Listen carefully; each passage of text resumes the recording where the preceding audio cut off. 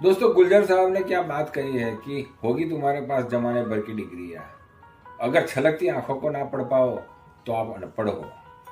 नमस्कार दोस्तों, मैं कीर्ति सोनी आपका स्वागत करता हूं।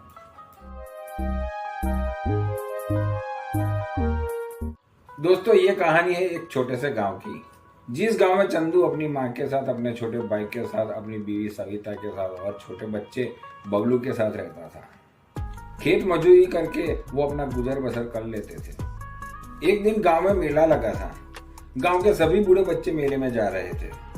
चंदू का 5 साल का बेटा भी मेले में जाने की जिद करने लगा। अब बच्चों के जिद के आगे बड़ों को आखिर झुकना ही पड़ता है।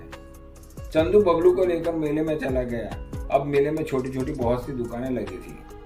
कई तरह की राइड लगी थी, खिलौने की दुकानें थी, खाने पीने की चीजें लगी थी। ऐसी कई तरह तरह की दुकानें लगी थी।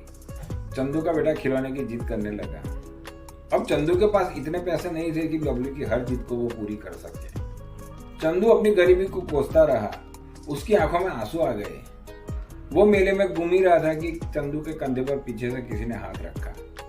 चंदू ने मुड़कर देखा तो उसका पुराना दोस्त बिरजू था। बिरजू को देखकर चंदू बहुत ही खुश हुआ। बिरजू 5 साल पहले इस गांव को छोड़कर शहर चला गया था। वहां उसने होटल का कारोबार शुरू कर दिया था। आज वो अच्छी आमदनी कर लेता था। चंदू और बिरजू दोनों बातें करने लगे। चंदू की हालत देखकर बिरजू ने चंदू को छोटे मोटा धंधा शहर में आके करने के लिए कहा। चंदू शहर जाने के लिए तैयार हो गया। जब शहर जाने की बात चंदू ने अपने घर पे बताई तो उसकी माँ, उसका छोटा भाई, सब लोग नाराज हो गए। लेकिन इसकी परवाह किए बिना चंदू अपनी बीवी और बच्चे को लेकर शहर चला गया। बिरजू ने अपने होटल के पास चंदू के चाय का ठेला लगवा दिया। चंदू अब लोगों को चाय पिलाने लगा। उससे उसकी आमदनी भी होने लगी।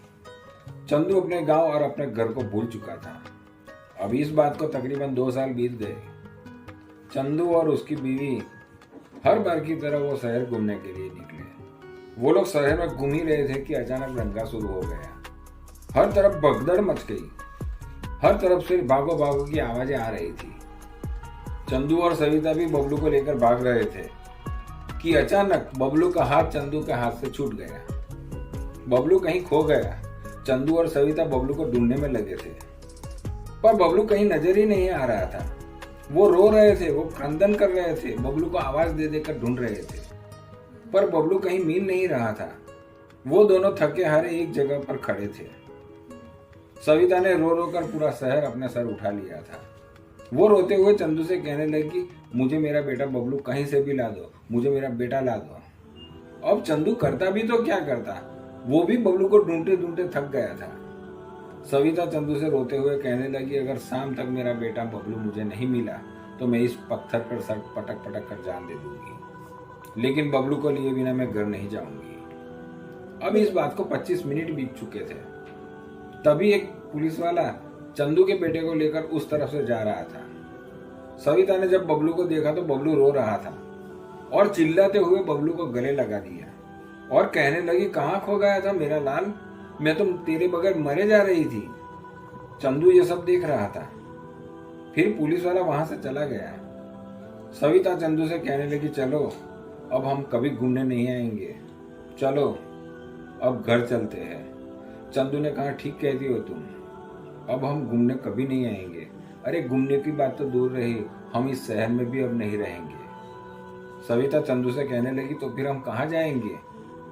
चंदू ने कहा, हम अपने गांव, अपने घर चलते हैं। सविता बोली, अपने गांव जाएंगे? क्यों?